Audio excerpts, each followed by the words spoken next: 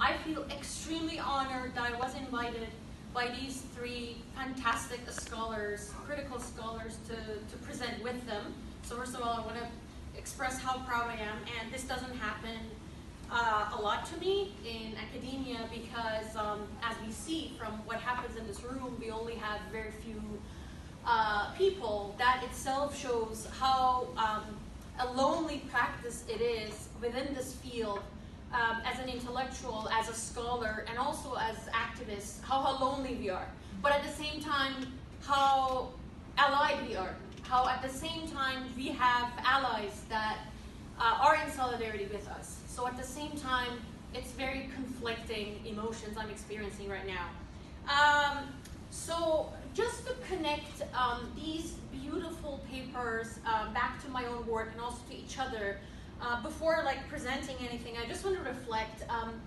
When I also started, I grew up in a post-war society. I was born in the middle of Iran-Iraq war, and Iran has the largest number of disabled war veterans in the world. Probably after Japan, I'm not sure. We have 1,077,000 disabled war veterans, and also disabled civilians because Iran-Iraq war is the longest war of 20th century, and that claimed this 1 million Iranian disabled population that I told you, which includes also Kurdish people, and I need to emphasize that because of their struggle over self-determination, coming back to Palestine, coming back to Kashmir. So I felt extremely lonely because, in the academy, I mean, because I moved to Canada when I was almost 20, so I had lived long enough in the Middle East to know what was going on. And then when I started basically grad school, I realized that I started looking for the bodies I had witnessed, and I couldn't find any of those bodies in the literature. So this kind of prompted me into thinking,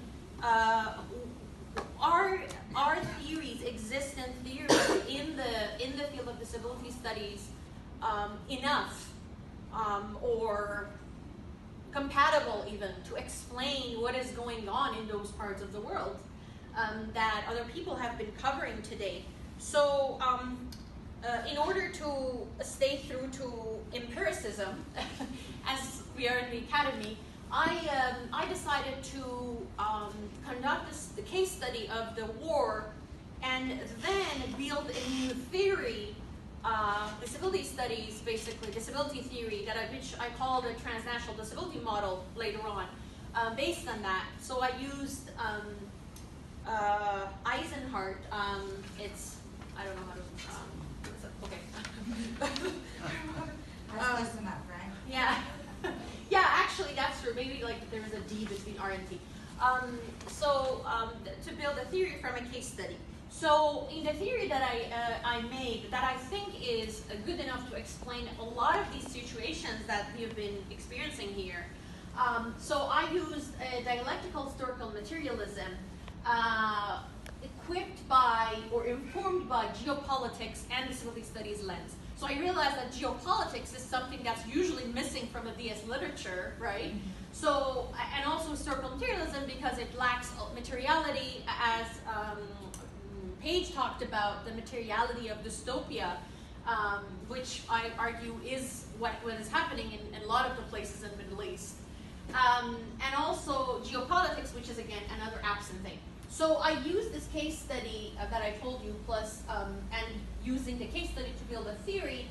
I ran a digital study of witness testimonies and online comments because for security reasons I cannot go back to Iran to conduct interviews. But we used to visit a lot of nursing homes that these people are forced to live in. I mean, disabled veterans and civilians. And I organized my data through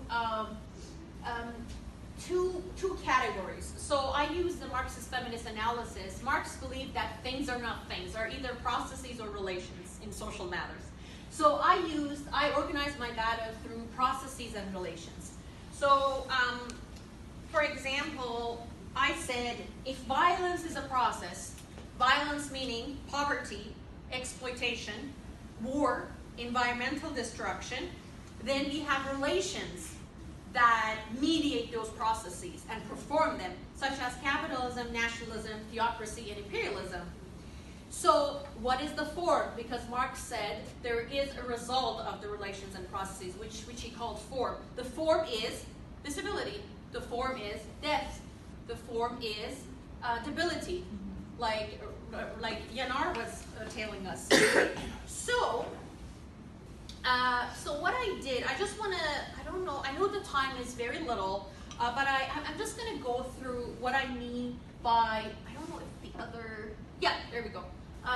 So this is what I just explained, the processes and relations leading to something. So in this model that I built, in this model, a state is incredibly important. Estates are important. A state cause disability. Estates cause death. Estates are run by a ruling class who only care about their own benefits, and the rest are just pawns, right?